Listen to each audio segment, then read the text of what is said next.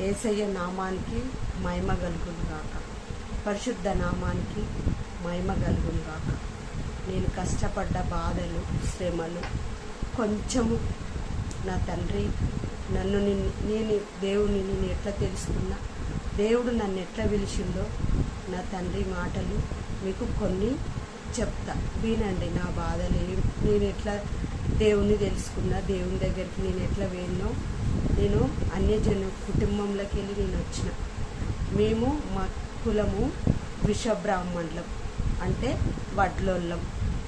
నేను పుట్టి పెరిగింది వరంగల్ జిల్లా దగ్గర కట్రాల. నేను కట్రాల నాది. అక్కడ నుంచి మేము అవన్నీ తర్వాత ఇప్పుడు నేను కొన్నే మీతోటి పంచుకోవాలనుకుంటున్నా. దేవుడు నేను ఎట్లా తెలుసుకున్నానో మీతోటి కొన్ని పంచుకోవాలనుకుంటున్నా. నేను 2022 వరకు నేను దేవుణ్ణి తెలుసుకోలేదు. 2022 డిసెంబరు వల్ల నా కొడుకు ఆరోగ్యం బాగలేదు. డిసెంబర్ కన్నా ముందే సెప్టెంబర్ నుంచి నా కొడుకు ఆరోగ్యం బాగలేదు. నాకొక్కడే కొడుకు. నా కొడుకు ఆరోగ్యం బాగలేకుంటే నేను ఎన్నో దిక్కులా తిరిగిన. ఎక్కడ తిరిగినా నా కొడుకు బాగుపడలేదు. దేవుణ్ణి ఎంతో కష్టాలు పడ్డా, శ్రమలు పడ్డా. నా బాధలు అన్ని కావు. ఈ వీడియోలో మీకు వినండి కొన్ని, తర్వాత ఇంకో వీడియోలో మీకు చెప్తా. ఆ శ్రమలకి వెళ్ళి నేను ఎన్నెన్నో శ్రమలకి వెళ్ళి మేము బేగంపేటలో ఉండేవాళ్ళం. సికింద్రాబాద్ బేగంపేటలో ఉండేటోళ్ళం. అప్పుడు నా కొడుకు బాగలేకుంటే మా మరదలు ఇక్కడ ఉంటారు, వాళ్ళు మా మేనమామ బిడ్డ ఇక్కడ ఉంటే వాళ్ళు ఏం చేసిళ్ళంటే ఇక్కడికి రాక్క అని అన్నారు. వస్తే నా కొడుకు అంతకుముందు 2 సార్లు రైలు పట్టాల మీదకి చనిపోతా అని పోయిండు. నా కొడుకు ఒక్కసారి కాదు 2 సార్లు చేతబడి జరిగింది. ఎక్కడ తిరిగినా నా కొడుకు బాగుపడలేదు. ఎన్నో పైసలు ఖర్చు పెట్టిన, ఎంతో విగ్రహాలకు మొక్కిన, వేములవాడకు పోయిన, కొమ్రెల్లికి పోయిన, కొండగట్టుకు పోయిన, ధర్మపురి పోయిన, స్నానాలు చేసి వచ్చిన, మాది మసీదులకు వెయ్యి తాయితులు కట్టించిన, ఎన్నో డబ్బులు ఖర్చు పెట్టుకున్నా. ఎన్ని డబ్బులు ఖర్చు పెట్టుకున్నా నా కొడుకు బాగుపడలేదు. డిసెంబరు 2002 డిసెంబరు 4వ తారీఖు మేము ఇక్కడికి వచ్చినాం. ఎక్కడికంటే గాజుల రామారం రొడా మేస్త్రి అంటారు. ఇక్కడికి వచ్చి నెల రోజుల తర్వాత మాకు ఒక పాస్టమ్మ పరిచయం అయిందంటే ఒక ఆమె మామూలు నేను ఉషా ముల్లపూడి హాస్పిటల్లో 2 రోజులే డ్యూటీ చేసినప్పుడు ఆమె నాకు కరుణ అనేట ఆమె పరిచయం అయింది. ఆమె నన్ను దేవుని సన్నిధానానికి రమ్మన్నది.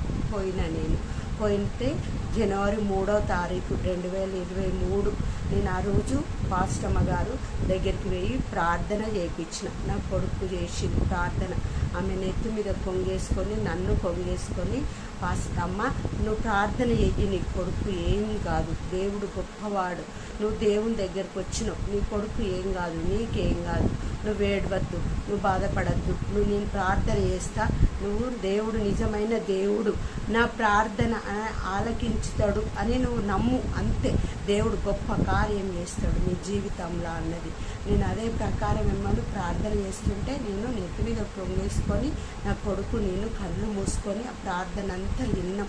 లాస్ట్కు ఆమెను అన్నాక అట్లా మేము 10 రోజులల్లనే నా కొడుకు ఎక్కడెక్కడనో తిరిగితే తక్కువ కాకుంటే నాకు జనవరి మళ్ళా 14వ తారీఖు ఆదివారం నాడు నా కొడుకు మంచిగా అయిండు.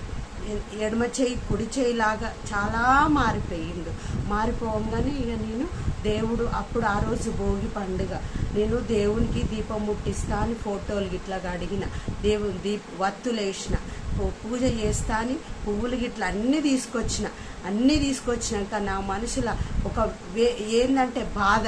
నేను దేవునికి విగ్రహాలకు మొక్కిన, నా జీవిత కాలం అంతా విగ్రహాలకు మొక్కిన, ఎన్నో డబ్బులు ఖర్చు పెట్టి ఎన్నోసార్లు తిరుపతి వేయిండు, నా కొడుకు శబరి కూడా వేయిండు, నా ఇడుముడి కట్టుకొని నా పెద్ద పాదం చేసిండు, ఆయన ఏ దేవుడు నా కొడుకును రక్షించలే, నన్ను రక్షించలే. నాకు ఒక్కగానొక్క కొడుకు, నా కొడుకేమన్నా అయితే నేను బతికేందుకు అని అనుకొని ఆ రోజే నేను దీపం ముట్టించు బంద్ చేసిన.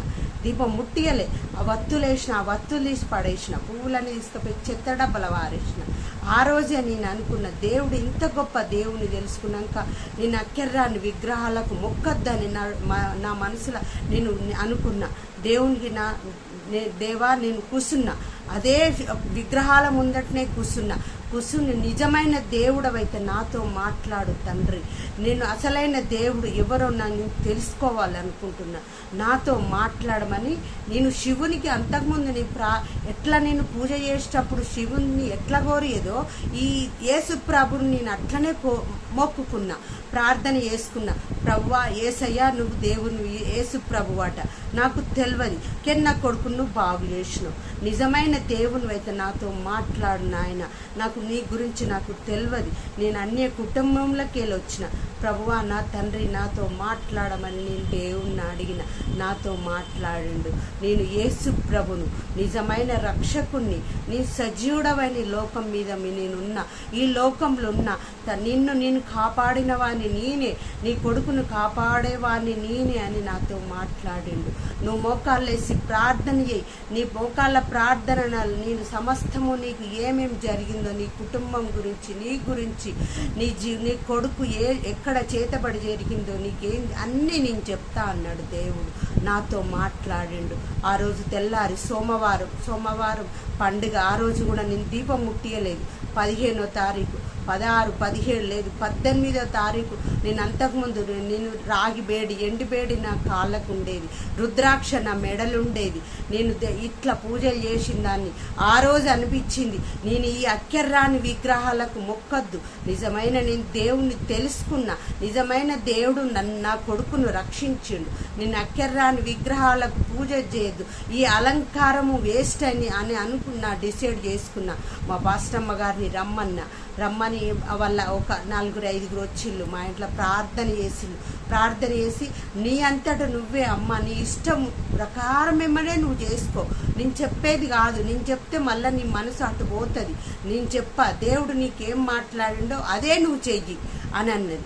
అనగానే ఏం చేసిన, నేను అన్ని ఒక సంచి తీసుకొని అన్ని ఫోటోలు, విగ్రహాలు, నా మీదున్న రుద్రాక్షది, రాగి బేడీలు, రాగి శూలము, రాగిది లింగంకాయ, రాగిది మా ఇంట్లో లింగం ఉండేది, రాతిది అన్ని తీసిన.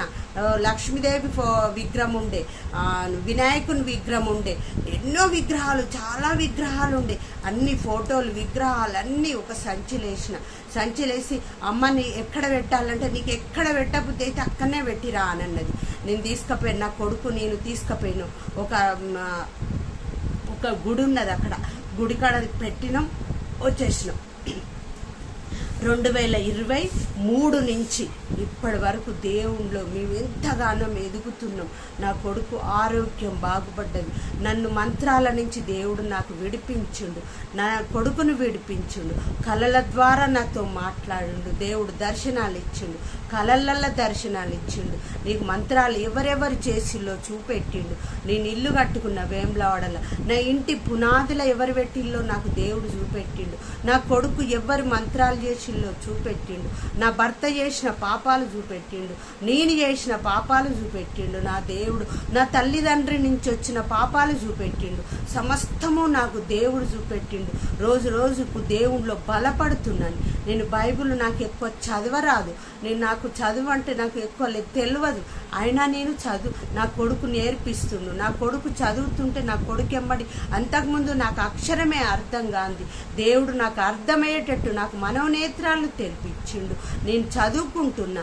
నా తండ్రి ఎంతో గొప్పవాడు, దేవుడు మంచివాడు కాదు, దేవుణ్ణి యేసు ప్రభు వైపు తిప్పుతుండ్లని ఎంతో మంది దేవుని మీద నాయన ఎన్నో రకాల లేని మాటలు మాట్లాడుతుంది. అదంతా వద్దు, ఆ మాటలు మాట్లాడద్దు. దేవుడు గొప్పవాడు, ఆయనకు ప్రార్థన చేస్తే చాలు, ఆయన తెలియపరుచుకుంటాడు, ఆయననే తెలియపరుచుకుంటాడు. దేవుడు సజీవుడు, మన మధ్యలో నివాసం చేస్తాడు. నా తిండి లేకుంటే తిండి తెచ్చి పెడతాడు.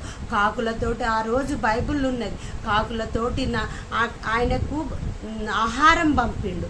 అట్లా దేవుడు నాకు అట్లా ఆహారం పంపుతుండు. నా కొడుకు పని చేయలేదు, ఇక్కడ ఏం పని దొరకలేదు, నా కొడుకు పెద్దగా చదువుకోలేదు, ఏ పని దొరకకుండా దేవుడు మమ్మల్ని సాదుకుంటుండు, మంచి ఆరోగ్యం ఇచ్చిండు. ఈరోజు ఇవాళ మేము సజీవుల లెక్కల ఉన్నాము అంటే ఇది కేవలం యేసుప్రభు రక్షణ మాత్రమే. యేసుప్రభు మమ్మల్ని పిలుచుకున్న విధానము చాలా గొప్పది. ఎవ్వరు మార్చరు. అన్యజనులు ఎంతెంతో దేవుని మీద దూషించుతున్నారు, దేవుని మీద మన్నెత్తి పోస్తాను. అది ఎవ్వరికి మంచిది కాదు. దేవుడు ఉగ్రత భూమి మీదకి వచ్చిందంటే భూమి పట్టిన వలుగుతుంది, ఎంతో మంది నశించిపోతారు. ఎప్పుడు దేవుని తిట్టకూడదు. మహా గొప్ప దేవుడు తండ్రి యేసుప్రభు, చాలా గొప్ప దేవుడు. దేవుని తెలుసుకున్న వాళ్ళకి అది అర్థమవుతుంది. తిట్టద్దు, ఎవరిని తిట్టద్దు, పాస్టర్లను తిట్టద్దు. దేవుణ్ణి తెలుసుకొని పాస్టర్లు మనుషులను మారుస్తుండ్రు. డబ్బిచ్చి ఎవ్వరు డబ్బు ఇయ్యరు, ఒకరికొకరు ఎప్పుడు ఎవరు డబ్బు ఇయ్యరు. పాస్టర్లు మాకు ఇయ్యరు, పాస్టర్లకు మేము ఇయ్యం. ఓన్లీ దేవునికి కానుకలేస్తాం. అది ఉన్నంతనే ఇయ్యమని చెప్తుంది మా పాస్టమ్మ. మీ దగ్గర ఉంటే ఇయ్యలే, లేకుంటే మీ కుటుంబాలను బాధ పెట్టి మీరు దేవునికి కానుకలు వేయద్దు. దేవుడు సజీవుడు, ఆయన ఎట్లా నడిపియాలో ఆయన అట్లనే నడిపిస్తాడని చెప్తుంది. ఎవరు పాస్టర్లు ఎవరైనా అట్లనే చెప్తారు. ఎవరు పాస్టర్లు అన్యాయం చేసేటోళ్ళు కాదు ఆయన. ఎందుకంటే మా దేవుడు హృదయం నుండి మాట్లాడతాడు. దేవుణ్ణి తెలుసుకున్నాక మాట విధానం మారిపోతుంది, మనిషి లక్షణం మారిపోతుంది, మనుషులే మారిపోతారు. అంత గొప్ప దేవుడు సజీవుడు, సమస్తము నేర్పిస్తాడు. మనం ఎట్లా మాట్లాడాలో నేర్పిస్తాడు, మనుషుల మధ్యలో మనం ఎట్లా జీవించాలో నేర్పిస్తాడు. ఎవరిని పాస్టర్లను తిట్టద్దు, పాస్టర్లను విశ్వాసులను తిట్టద్దు. ఎవరైనా గొప్ప వాళ్ళైనా దేవుని కోసమే మనం ఆరాటపడతాం. ఏం లేదు, చెత్తకుండి వాళ్ళను కూడా దేవుడే పుట్టించిండు. ఇది కొద్ది మాటలు దేవుడు దీవించి ఆశీర్వదించునుగాక. ఆమేన్.